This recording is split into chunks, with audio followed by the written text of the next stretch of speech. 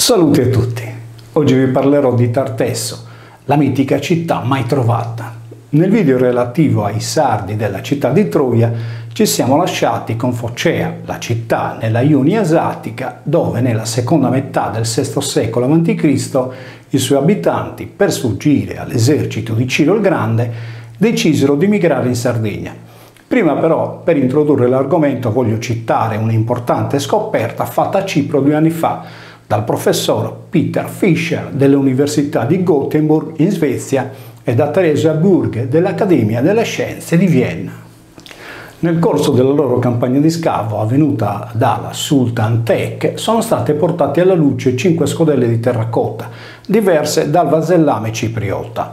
Dopo indagini sulla loro composizione mineralogica, con la collaborazione di Giusy Gradoli, archeologa e geologa del Comet di Cagliari, è stato accertato che 2 delle 5 scodelle provenivano dal nuraghe a Rubbio di Urroni e altre 2, rispettivamente, da Sardara e Barumini. Il dato è sorprendente, poiché dimostra che Cipro era legata alla Sardegna almeno 1300 anni prima di Cristo. Cipro era riportata in greco con Kupros, da cui ha preso il nome la divinità dell'amore, Kupris o Cuprida. Il greco Kuprogenes indica colei che è nata a Cipro ed è epiteto di Venere. Callimaco ricorda a Cupride quando dice che la diva protegge i naviganti dell'isola di Sardegna, terra contornata da torri nuragiche. A sua volta il Kupros è legato alla cuprite, il minerale rosso da cui si estrae il rame e l'oro. Ma tutto torna su Kupuru, in sardo la ciotola di terra rossa. Rispetto al Kupurus sardo, il Kupros greco e il Kuprus latino, a causa dello spostamento regressivo della consonante liquida R, hanno perso per sincope la vocale U, per cui senza la S sigmatica del nominativo, poiché il sardo non possiede i casi del greco e del latino, il termine risolve in Kupuru. Il Kupuru è dunque legato alla terra rossa, che diventa terracotta quando il prodotto crudo esce dal forno. Le ciotole rosse concave danno quindi un senso a Cupride o Cuprida, divinità protettrice delle isole rosse di Sardegna e Cipro. Nella millenaria opera di colonizzazione del Mediterraneo, i Sardi hanno trasposto dalla propria isola di origine toponimi, coronimi e idronimi nei territori conquistati. Nel mio libro La Grecia sardo-pelagica descrivo tra gli altri la regione storica dell'Arcadia greca, nata dalla madre terra sarda. Gli Achei Dori, popoli invasori del Peloponneso tra il secondo e il primo millennio a.C., in molti casi hanno lasciato i nomi sardi già esistenti. In qualche altro hanno usato un calco, ossia hanno tradotto nella loro lingua il significante sardo. Ad esempio, l'Arcadia era così denominata principalmente perché il golfo di Oristano disegna sul mare proprio un arco perfetto. Arcuento, Arco del Vento, è inoltre il promontorio che domina tutta l'Arborea. Monte Arci, con le sue 3 vette sacre, contiene nel sottosuolo il più grande giacimento di ossidiana d'Europa.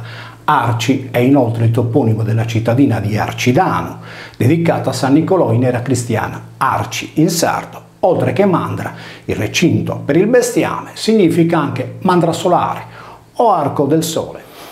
La porta che dal mare apre verso il territorio arborense, passando per lo stagno di Marcedì, è detta per l'appunto Genna de Sarca, porta dell'Arca. Il Sarcidano è una regione storica affacciata sull'Arborea, come il Mandrulisae, in origine Mandra dell'Usae o Mandra del Sole. Il rosseggiare del sole è detto in greco porfura e in sardo Lusia o Sardica.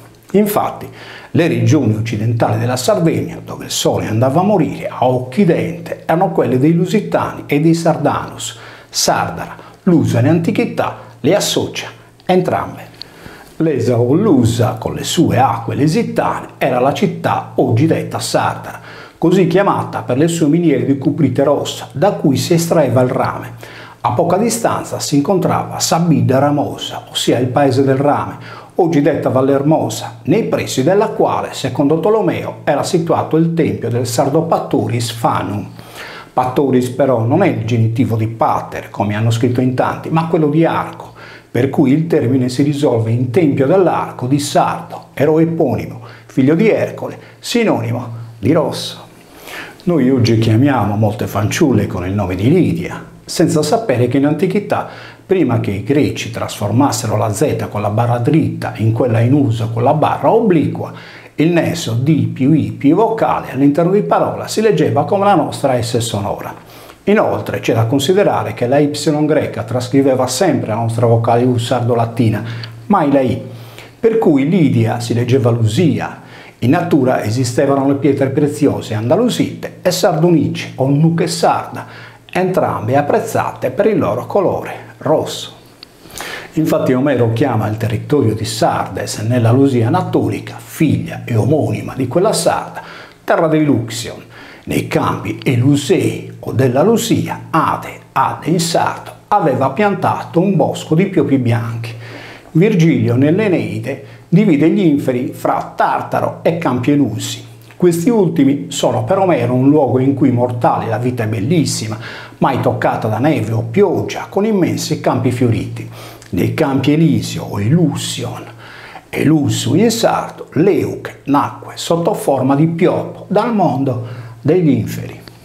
Sulla via del ritorno dagli inferi, Eracle intrecciò una corona con le fronde dell'albero di Piopo che Ade aveva piantato presso i campi Elusi in ricordo della sua amante, la bellissima ninfa Leuche. In sardo, i campi Elusai sono quelli della Lusia e Leuche in greco traduce proprio il piopo bianco. Le foglie marginali del piopo di tale corona rimasero nere da un lato perché questo è il colore dell'oltretomba, ma quelle che derivano alla fronte di Eracle erano tinte di bianco argento, ecco perché il piopo bianco gli è sacro. Il Tartaro si trova in un bosco di piopi bianchi presso il fiume Oceano, dice Pausania, il quale aggiunge: il lugubre fiume Stige delimita il Tartaro a occidente.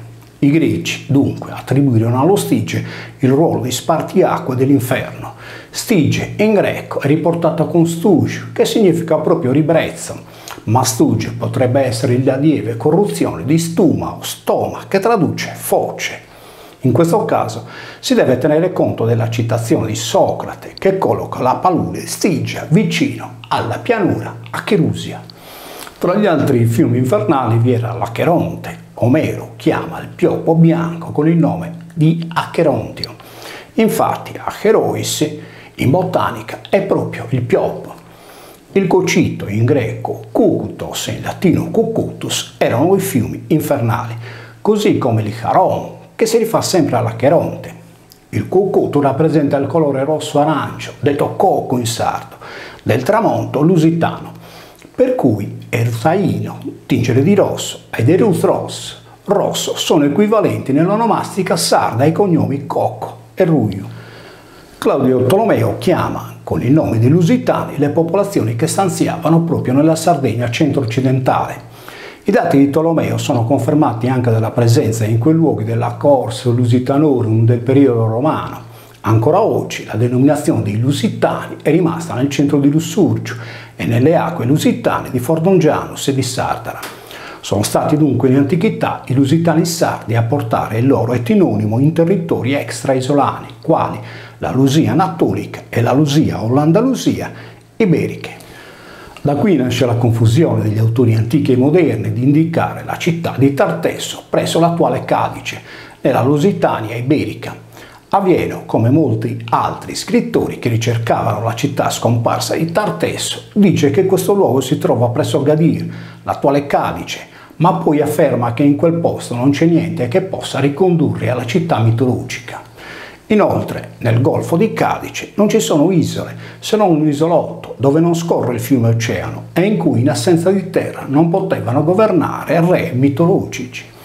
Uno dei tali re era Gerione, in greco antico Geruon o Gerusone, sovrano dell'isola di Irutheia, situata nell'Oceano occidentale. Rubare i buoi di Gerione era stata la 10ª fatica di Ercole. La mandra di Gerione è una figura retorica per indicare la mandra solare. In sardo mandra lusai o arci. Infatti Eracle partì per catturare i buoi di Gerione usando la barca dorata di Elios. Il dio greco del sole, Elios, era equiparato al sardo Apuddu o Apollo, ad indicare il sorgere del sole. Pausania considerava Gerione, re di Tartesso, come il più forte tra gli esseri viventi. Egli non rimase senza discendenza, poiché sua figlia Eruteia ebbe da Hermes, l'Erminzone sardo, un figlio di nome Norace, pronunciato Nurache. Secondo Solino, Tartesso era la madrepatria di Norace. Dedicata a Hermes è la località di Mariermi e a Nurache il centro di Nurachi.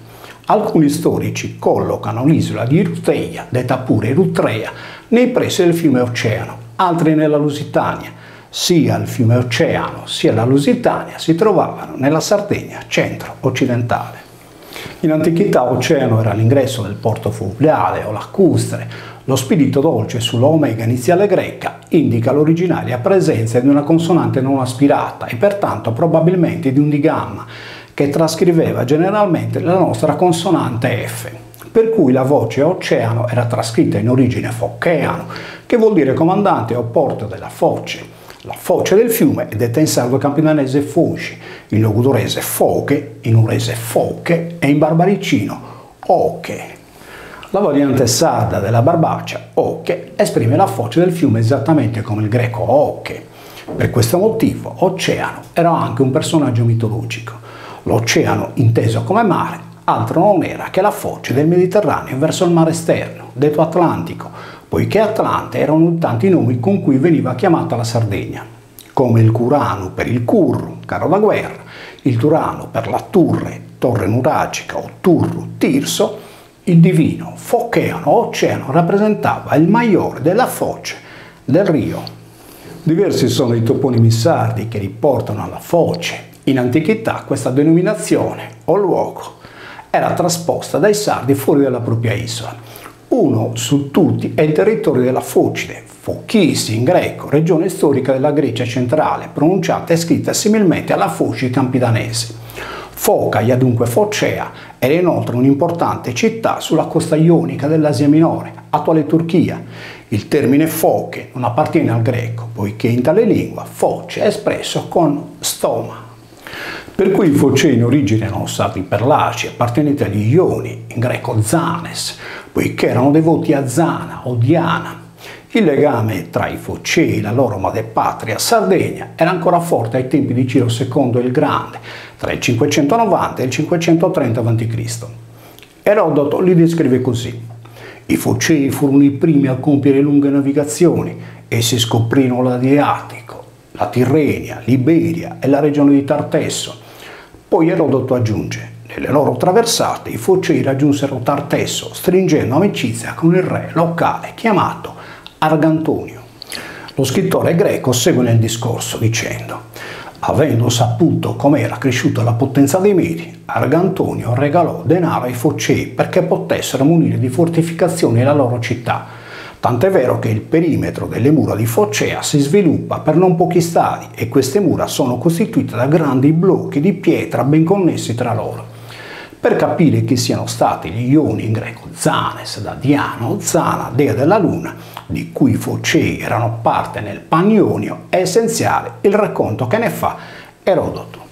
Egli dice: gli Ioni dell'Anatolia, non appena i Lidi o Lusitani furono sottomessi dai Persiani, mandarono a Sardi, capitale della Lusia, dei messaggeri per trattare con Ciro II il Grande, che aveva fatto cadere dal trono Creso, il comandante lidio. Gli Ioni chiesero a Ciro di essere suoi sudditi alle stesse condizioni di cui godevano sotto Creso. Quando gli Ioni udirono la risposta negativa di Ciro, fortificarono le proprie mura e si riunirono a Panionio. Tutti furono presenti, tranne i Milesi, che si erano accordati separatamente con Ciro. Erodoto riprende il discorso dal momento in cui gli Ioni si recarono a Sparta per chiedere aiuto. I messi degli Ioni e degli Eoli giunsero a Sparta, scegliendo per tutti di far parlare proprio il rappresentante di Focea o Fochea, il cui nome era Pittermo. Costui indossò una veste di porpora per meglio attirare l'attenzione degli Spartani, ma gli Spartani non gli diedero retta e non inviarono soccorsi agli Ioni. In questo passaggio l'elemento basilare è costituito dalla veste di porpora, mantello rosso, simbolo dei Sardi. Erodoto quindi ritorna a parlare dell'occupazione di Focea da parte dell'esercito di Ciro. Il capo persiano Arpago pose l'assedio alla città. I Focei, non tollerando la schiavitù, decisero di imbarcare donne e bambini e di fare rotta su Cirno, Curnos in greco, da Curro, carro da guerra, l'attuale Corsica. In quest'isola, 20 anni prima, i Focei avevano fondato una città chiamata Laia. In quell'epoca, ormai, Argantonio di Tartesso era morto. Giunti a Cirno, per 5 anni, coabitarono con le genti del luogo. In seguito però i Focei si diedero al ladrocinio, depredando le popolazioni limitrofe. Pertanto Turrini e Cartaginesi di comune accordo mossero contro di loro e li sconfissero in mare nelle acque della Sardegna, costringendoli ad abbandonare per sempre quei luoghi. Dal racconto di Erodoto è chiaro che Tartesso non si trovava in Iberia ma in Sardegna. Questo dato è confermato dalla fuga di altri Ioni, intrapresa dopo l'occupazione persiana delle loro terre nella Ionia anatolica. Infatti in un incontro tra gli Ioni, il filosofo Biante di Priene, vissuto tra il 600 e il 530 a.C., espose a tutti il progetto di salpare, uniti in un'unica flotta, via dalla Ionia per raggiungere la Sardegna. In questo modo, liberati dalla schiavitù, avrebbero vissuto felicemente, insediati nella più grande di tutte le isole. Dall'esposizione di Erodoto emerge un'assonanza di nomi di luogo tra la Sardegna e la Ionia antica. I Milesi anatolici sono ancora oggi gli abitanti di Milis e di San Vero Milis nell'Oristanese. Quasi come uno specchio, i Focei si riflettono nel rio Mare Foche, poco distante da Milis, dove oggi è presente la cittadina di Riola, in sardo Arriora, che significa del rio o del fiume. Trasponendo la mitologia sulla realtà terrena, il rio Mare Foche era dunque il fiume Focheano, dove era presente un bosco di piopi bianchi. L'albero del piopo bianco, detto in sardo costiarvo, è ancora infisso nello scudo araldico degli Arborea, i sovrani che nel Medioevo governavano ancora quei territori della Sardegna. L'emblema degli Arbaresi rifà all'alba, la nascita del sole, detta in sardo Arbeschida, e al pioppo, chiamato costiarbo. Per questo la prima lettera dell'alfabeto iperboreo era Arborea. La voce greca iperborea traduce letteralmente il sardo supra-arborea e intende nel suo significato intrinseco le montagne argentee che si elevano dall'Arbaree, vale a dire l'Arburense, la Barbarea o Barbagia. Si narra che 2 vergini iperboree, chiamate Arghe e Opis, portarono a Delo le divinità di Apollo, in sardo Aputo, e di Diana, in sardo Zana. La ninfa Opis conduce al sardo latino Opes, nominativo plurale, che significa ricchezza, potere, forza, mentre Arghe porta al sardo latino argentum, il colore principale dell'argiola, l'aia, il luogo dove si separava il grano dalla pula nella battitura dei covoni. Opi e Opes sono 2 cognomi sardi, così come sardi sono i cognomi Argiolas e Vargiu, Argiu o Arzu nella lingua parlata. La ninfa Arghe è dunque omonima di Argantonio, il cui composto è formato dal cognome Argiu e dal nome Antonio. Giunti a questo punto tutto sembra chiaro. La Sardegna compare senza dubbio l'isola Occidente, dove Apollo lasciava pascolare i 4 cavalli solari dopo aver percorso il cielo con la sua quadriga. Il vocabolo che ha fatto confondere tanti scrittori antichi e moderni sulla mitologica isola di Tartesso e del Tartaro è oceano. Questo sostantivo è scritto in greco okeanos, in latino oceanus e in sardo oceano. Tale lemma nei tempi moderni è rimasto ad indicare il grande mare, l'oceano, ma anche il rio Mare Foche. Per andare alla ricerca di Tartesso bisogna prima scoprire il luogo originario del Tartaro. Alcuni autori greci dicono che Ercole scese al Tartaro da Tenaro in Laconia, altri sostengono che il Tartaro si trovasse nella penisola Cherusa, presso Eraclea sul Mar Nero. L'isola di Eruzeia è legata a Tartesso, entrambe spesso immaginate nella costa della Lusitania o dell'Andalusia iberica, presso l'attuale Cadice. Macrobio dice che i Fenici si sostituirono ai Tartessi, mandando nel dimenticatoio della storia la mitica città. L'ultima fatica di Ercole, la 12ª, fu quella di catturare vivo il cane Cerbano nel Tartaro e di portarlo a Micene, in Grecia. Appena Ercole sbarcò sulla riva opposta del Tartaro, le ombre fuggirono, salvo Meleagro, alla cui sorella Dejanira Ercole chiese la mano, e la Gorgone Medusa. Sa Meleagra è un'erba che si tinge di rosso alla sua maturazione, mentre Dejanira si rifà alla Dejana o Zana. Medusa era omonima di Medea, scritta Media e pronunciata Mesa, poiché era per metà dea della luna e per metà dea della terra. Secondo Diodoro Siculo, Medea insegnò ai Marrubi, abitanti di Marrubio, in Arbarea, l'arte di incantare gli Anguis, tant'è che questi la adorarono come dea Anguzia. Medea non morì mai, poiché la sua costellazione, oggi detta del dragone, era circumpolare e veniva chiamata proprio Anguis, da Anguilla, simile al cognome sardo Angius, al paese di Agius o al pane cerimoniale Anguli. Nella testa del drago, rappresentato nel cielo dalla costellazione dell'Anguis, 3 erano le stelle di colore oro, da cui pomidoro, e una di colore arancio. Le Speridi, secondo Esiodo, sono situate all'estremità occidentale della terra, dove il giorno e la notte si incontrano, in un'isola dell'oceano, Focheano in sardo, in cui fiorisce un giardino nel quale le Speridi custodiscono i pomidoro. Eracle dunque compie anche questa fatica nell'Isola Rossa, poiché le Speridi sono ninfe del tramonto, che rappresentano la morte del sole. Le Speridi, come Medusa, erano figlie del re di Sardegna, Forco, e della ninfa Ceto, in greco, Genos, Genia, era figlia di Ponto e di Caia. Il Ponto costituiva l'anello di congiunzione tra il mare e la foce del fiume.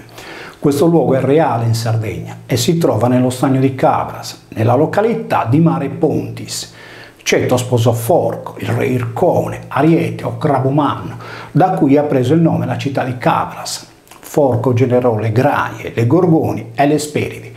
In altre parole, le Graie, in sardo Rajas o Rajossas, raffiguravano il sole del mattino, le Gorgoni o Georgiche il sole del mezzogiorno e le Speridi o Isperas il sole della sera. Forco era dunque il punto d'Ariete nell'equinozio di primavera. L'isola funebre di Erutheia ricorda le donne dell'Iperborea vestite a lutto per la morte di Fettonte, figlio di Apollo. Tale isola era sacra ad Era e veniva chiamata anche Afrodisia, che è sinonimo di Cupride. Erux, la città di Erice, da cui Eruchinus, cittadina oggi denominata Codarucchina, posta nella Sardegna settentrionale, dove era situato un tempio dedicato alla Venere Eruchina. La diva dell'amore era chiamata anche Dea Cruciforme, poiché il suo nome veniva pronunciato Eruchina, che vuol dire in sardo, appunto, della croce. La croce era la trasposizione sulla terra della costellazione del Cigno, le cui 5 stelle disegnavano per questo una croce. Il Cigno, scritto in latino Cinius, che traslitterato in sardo con le regole grammaticali del tempo diventa cunno, ossia organo genitale femminile, con le sue ali a forma di grandi labbra. In altri contesti, la dea Lata o Cunnudia o Cunnusa si rifaceva a Cuprido o Afrodite, dunque a Venere. La Sardegna venne chiamata Ichinusa non perché avesse la forma di un piede, ma perché era devota alla diva Cunnusa.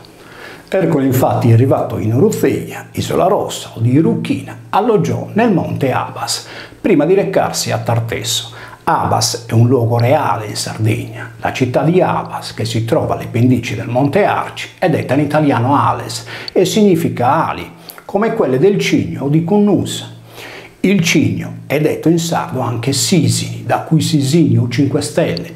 Il Sinis è la conformazione del Cigno ed è bagnata su 2 ali.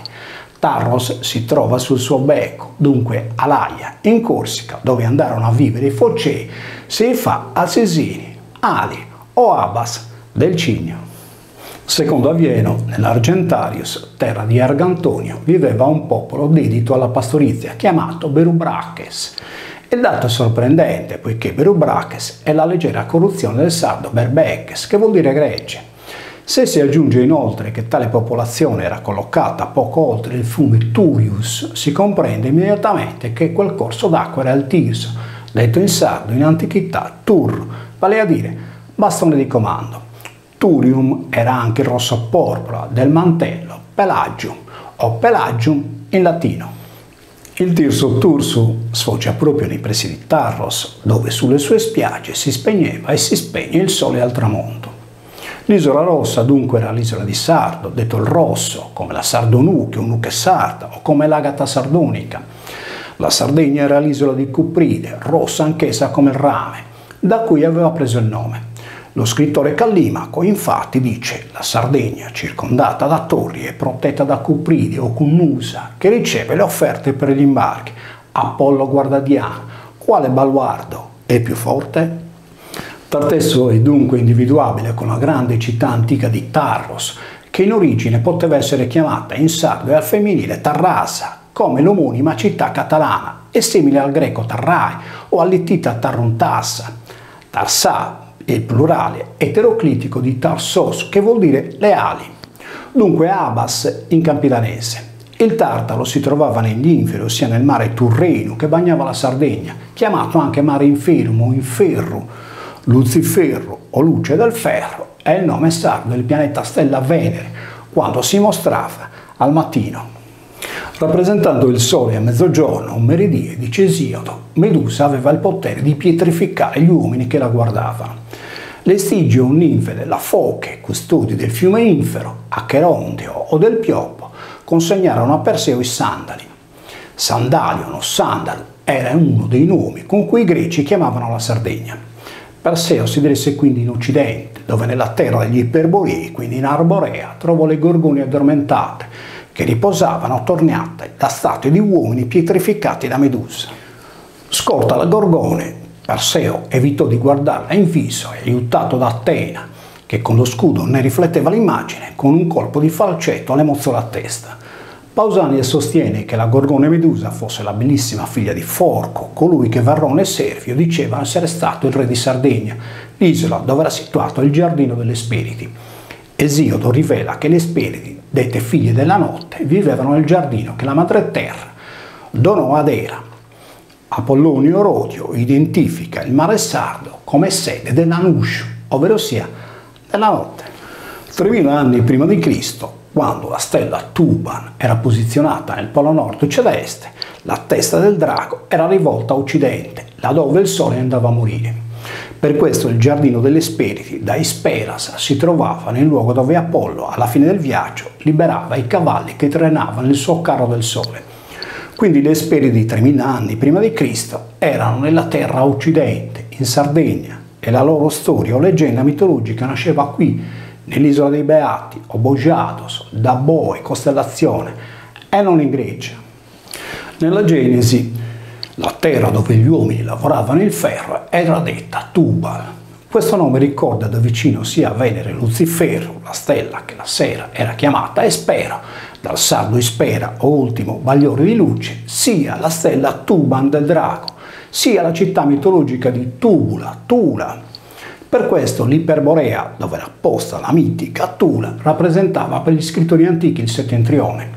Aiutato da Atlante, Ercole colse la sua 11ª fatica, il tre pomidoro dall'albero, custodito dal drago Ladone, nel giardino delle Speridi. Era, diva del cielo, piangendo sulla sorte di Ladone ucciso da Ercole, pose la sua immagine tra le stelle come costellazione dell'Anguise.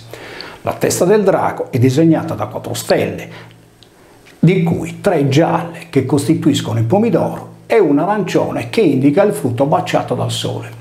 Questa stella impersona Medusa con i serpenti o anguise al posto dei capelli. Medusa in greco Medeussa è parte femminile del maschile Medon, che vuol dire signore o re. La re Zorza, re Giorgia o Gorgona è in sardo il coltello con cui Perseo le ha tagliato la testa.